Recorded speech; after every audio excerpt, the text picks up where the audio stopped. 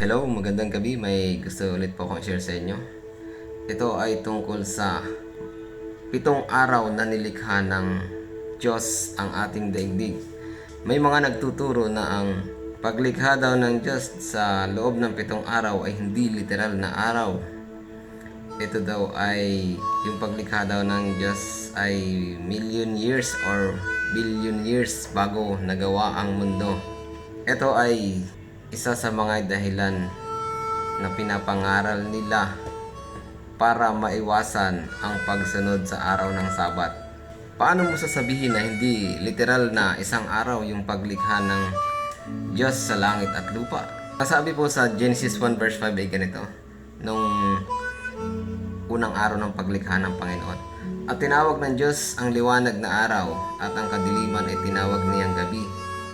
At nagkahapon at nagkaumaga ang unang araw.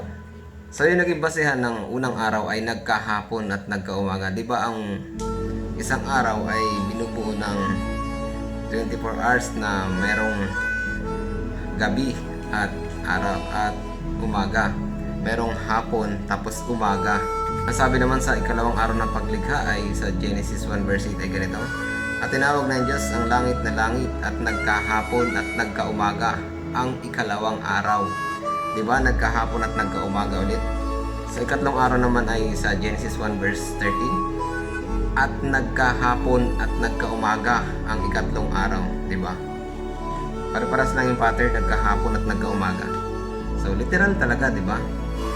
Sa ikaapat naman ay at nagkahapon at nagkaumaga ang ikaapat na araw sa Genesis 1 verse 19. Sa Genesis 1 verse 23 ay at nagkahapon at nagkaumaga ang ikalimang araw. Pare-parehas, diba? Sa ika-6 at nakita ng Diyos ang lahat ng kanyang ginawa at narito napakabuti at nagkahapon at nagkaumaga ang ika-6 na araw sa Genesis 1 verse 31. Diba? Hanggang sa ika-6 na araw na paglikha ng Diyos ay binabanggit yung nagkahapon at nagkaumaga. At kung yung paglikha na yun ay hindi pala literal na araw at billion years or million years, ay di nung nagpahinga ang Diyos sa ikapitong araw ay di sobrang tanda na ni Adan at ni Eva, diba? E di dapat yung edad nila ay billion years din bago pa nagpahinga ang Diyos sa ikapitong araw. Diba? Napakahirap paniwalaan nun. Along magulo yun. At pinatutunayan din ito na tugma ito sa iniutos ng Diyos sa ikaapat na utos na ipangilin ang araw ng Sabat. Kasi ang dahilan nito kaya yun ay pinapasunod ng Diyos yung utos na yun ay para alalahanin yung kanyang araw ng paglikha. Mabasa ito sa Exodus 20 verse 11 ganito. Sapagkat sa 6 na araw ginawa ng Panginoon ang langit at ang lupa, ang dagat at ang lahat ng nangaroroon at nagpahinga sa ikapitong araw. Kaya't pinagpala ng Panginoon ang araw ng Sabat at ipangilin. So, di ba?